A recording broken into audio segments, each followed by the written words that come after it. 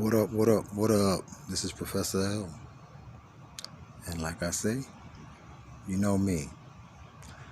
I come to drop their science and I do not come to play. I'm going to plant a seed in your hearts. This is Professorel again, and I do not come to play. Baby, I'm back. Today's lesson is about the voice. You see, within every entity, there's intelligence. And this intelligence is an internal, innate guide. This intelligence is supreme, and it has a voice. You'll hear a police officer saying, "My gut instinct." They refer to their lower, their stomach. But the root of the gut, the source of where those thoughts are coming from, is the mind. Therefore, within your universe, all your intelligence first comes through the mind, the Kabbalion. The mind is all. I encourage you to study the Kabbalion. And if you study the Kabbalion will help you understand the Bible. Because the Bible is just basic stories about other people going through the challenges you will go through in your lifetime. But the principles and the laws is for the masters to study. And that's the Kabbalion, because the Kabbalion tells you the origination of thought and the effect of thought. Forget stories. Stories is for babies. You are trying to learn yourself. Come to know thyself. So when you read the Bible, you're reading about what other people went through that you may possibly go through in one of your lifetimes, all of your lifetimes, or until you rise to your highest state as a God, you'll go through all the trials. That's why you have a lot of stories in the Bible. But it throws everybody's consciousness off because it's basically feeding you with the possible situations that you're going to face in your lifetime once it's inserted into your consciousness. This is high science. Stay with me. So let's get back to the voice. The original man, the melanated man. Once again, I am not slighting my pale brothers and sisters, but I speak the truth. And the truth is in me. It's melanin. This does not say that you don't have truth. But you, like us ancient children of the ancients, we had to learn from our parents, the masters. And you, as our children, have to learn from us. Please do not be offended at someone's truth. Because if you're offended at someone's truth, then you know not your own truth. Peace and love. Now, getting back to the voice. Within every entity, there's that intelligence. And that intelligence is a part of the entity. So if the entity and all entities, anything with a life force can hear. Anything with the life force in it can hear. You even hear people talk about the trees are listening. Anything with the life force in it can hear. It may not have eyes, according to you, in your physical form, the highest form on the planet, that of man, but it can see. But the voice is in all things, because all things in its form have intelligence. So now, this voice, it's always been guiding you. Sometimes you hear it, sometimes you listen to it. Some people still have not detected the voice within themselves. And they'll dismiss the voice as just a mere thought. Well, if you haven't risen in your consciousness of knowing thyself, then you won't understand the principles of the voice. Let me drop a basic science, and the Christians may be familiar with this.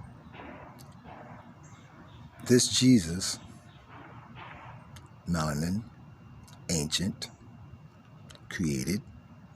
This Jesus is really wisdom of the ancients, because the whole word Jesus and the concept comes from the written sciences and the high sciences of the Kabbalion.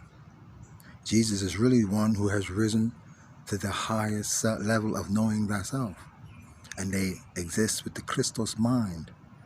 And it takes many lifetimes to get to this stage. So, don't think that, you're just going to see the average person walking on the earth and they'll say, no, I'm Jesus. No, we're all learning ourselves and coming to know ourselves. And when one masters all things, 144,000 degrees,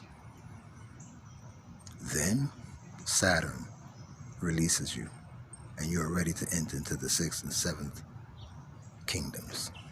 Shambhala. But once again, this voice, while you're on this path and journey, this voice is guiding you. Now I'm going to give you an example about the voice. First, I'm going to give you the biblical reference.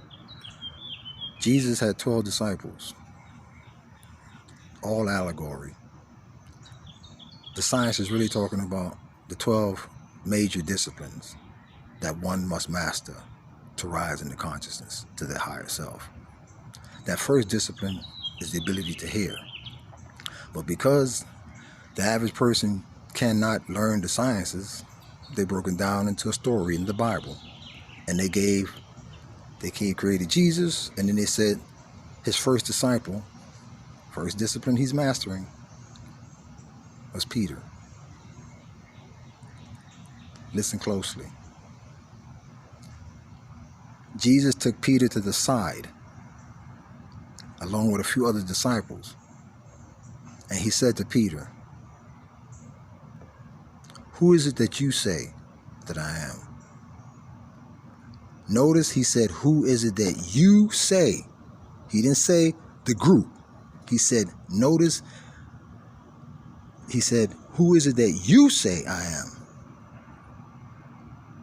Peter, being questioned by the master, he just says off the top of his head, "You are the Christ." Jesus didn't say anything.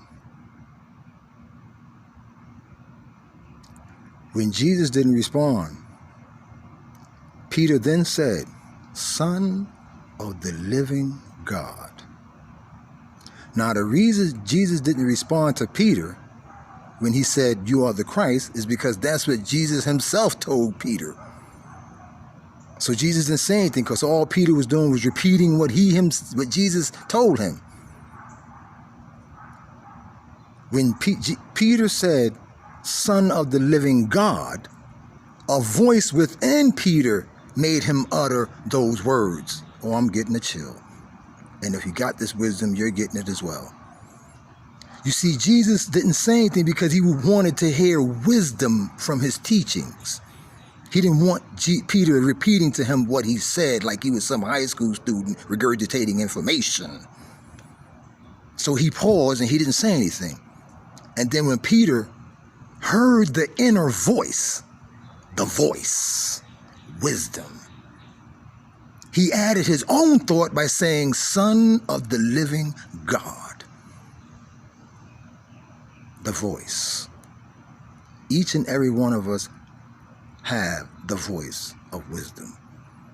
The problem is, because we're so distracted, caught up, we don't acknowledge or hear the voice. But many of us have heard the voice. And you hear people saying, "Something told me." No, it's not something. It's the voice. You must come to know the voice within you. This is the very first discipline. Now I'll tell you a life story. And it's all going to be in my book, resurrection of the gods.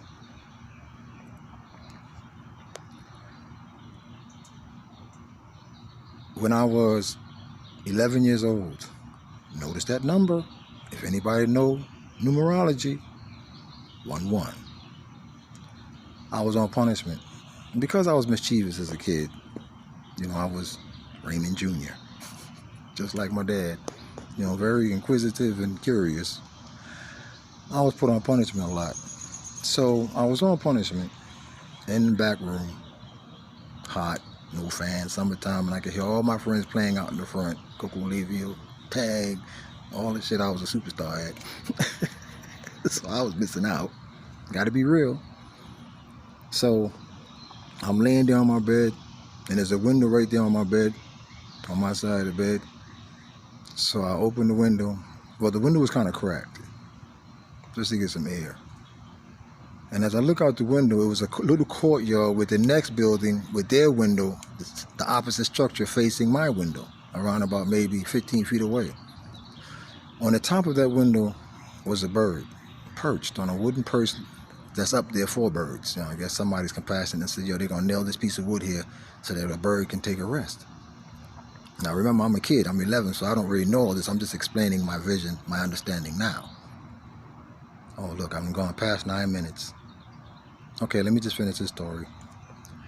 So then I look at this bird and I said, when I get off punishment, I'm going to save my allowance and I'm going to shoot that bird with my BB gun that costs $1.29. Notice the numbers once again. At Woolworth, I'm going to save up my little nickel that I get every day until it gets $1.29. So I eventually got off punishment and bought my little BB gun. But because, it's Coco Levio time, it's hot piece and butter time, and it's summertime, I'm out there playing my friends. Until once again, I was mischievous and got put on punishment. But now I got my BB gun. So I'm laying on the bed once again about 2 weeks later. You know how kids are. Every 2 weeks we get on punishment. Well, anyway, that's how it was for me. So I'm laying on the bed, and it came to me. I'm just laying there, and it happened. The window's cracked again, and there that bird is. So I got my BB gun. I took dead aim, and I shot the bird.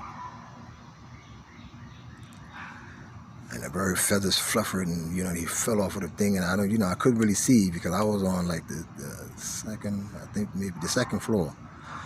So there was 3 floors. So it was a floor above me and a floor beneath me. So I couldn't see where he kind of fell to. So, I was like, wow, I took my little shot, felt like I was at Coney Island. I felt like somebody should have gave me like a little teddy bear or something. This is real life, baby. Like I said, I'm Professorel. I don't come to play. I come to drop that science and teach you my life story and help you realize your life. So anyway, the next day, I'm looking forward to, getting better at my snipering. You know how kids are. So the next day, another bird laid there, flew there and landed there. And there I was, hidden in my bedroom, with my pillow on top of my head, with my jeans covering my face. And all you could see was my eyes and the point of my pistol pointing at that bird. And the bird sat there looking at me in my direction, one eye, because it's a pigeon, so he's looking at me. Well, I think he was looking at me. And I'm looking at him, and he's looking at me. And this time I wasn't going for the chest. That was too easy. This time, I'm going for the head. And like I said, I was laying there perfectly still, covered by my pillow and my jeans, camouflage. Used to watch sniper movies. So you know how they do. Take note of the effect that movies can have on the effect of a mind of a child. So now all I see now is that bird on the tip of my gun. And not the chest this time. This time I took aim at the head.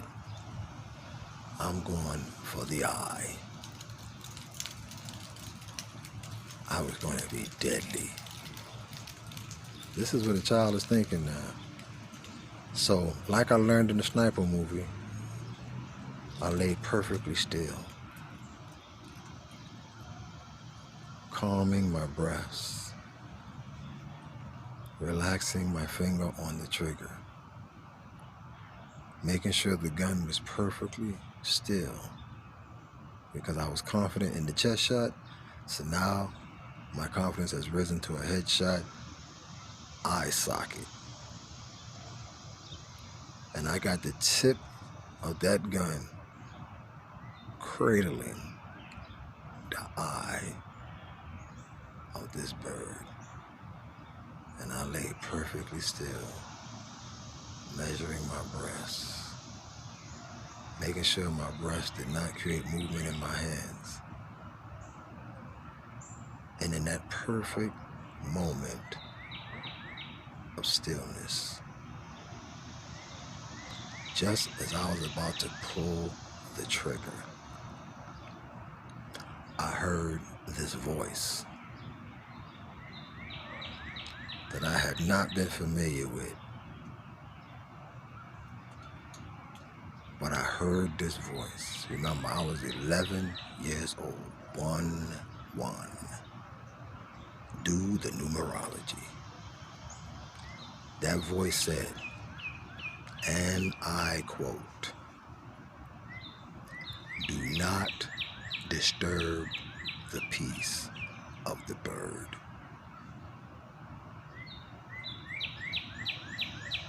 I'll repeat what the voice said. I'm 11 years old, and I heard this voice specifically, clearly, and distinctly. And I am in my room, on punishment, under the pillow, with a pair of jeans wrapped around my head and my hands, and the gun with a hole at the center, aimed directly at the bird eye. And I clearly heard the voice say, "Do not disturb the peace of the bird." Now, I want you to examine the words. I was only 11 years old, so therefore I couldn't even write a sentence. Now, I probably could. I was 11. But I mean, disturb the peace of the bird? An 11-year-old would never come up with them type of words. But that's what I heard at 11. It clearly said, "Do not disturb the peace of the bird." And I froze. How can you pull the trigger when you hear that type of wisdom?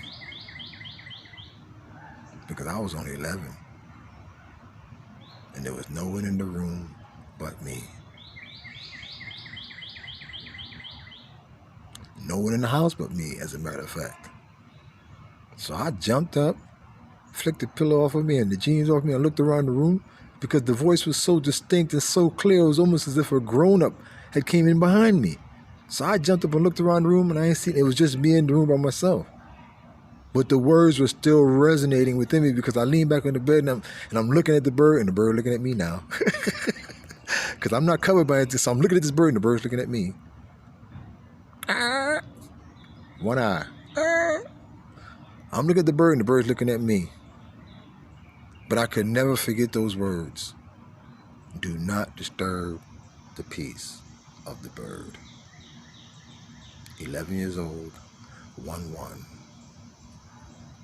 The portal of my ability to hear had just been opened. Do you see how the universe works? The stages, ages, and numbers. Everything is math and science. When you want to come to know yourself, you have to start studying numerology, how and why the numbers line up, and science, the Kabbalion. Come to know thyself. Know that your entire essence of who you are begins with thought. So once you know that the entire essence of who you are begins with thought, then one recognizes the need to know, come to know, hear, not only hear, but honor the voice. Because the voice is your eternal guide. It has been there from the beginning. And if you're an entity, especially a melanated entity, there is no end, just the continuity of one learning themselves. This is the wisdom of the ancients. And me, being full-blooded Cherokee, indigenous native, I am direct descendants of the ancients. And this wisdom resonates through melanin. And within that wisdom and that melanin is the voice.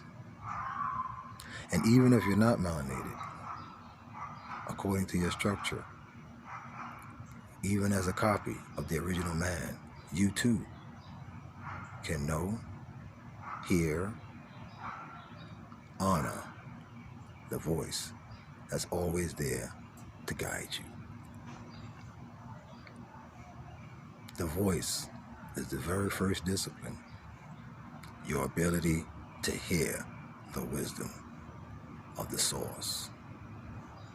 They call it God. God only means, it's a word that's maybe five. The term God is only 600 years old. It represents, in terms of your physical form, government, the mind, ordinance, laws that resonate within you, within your aura, department, the body, God, G-O-D, government, ordinance, department. It represents the structure and the form, or the highest form that represents God on the planet, the form of man. But you know, to those who don't know the truth, that's a big secret. So once again, this is Professorel. I just want to say peace to the gods, the goddesses, the kings, the queens, and all the children of the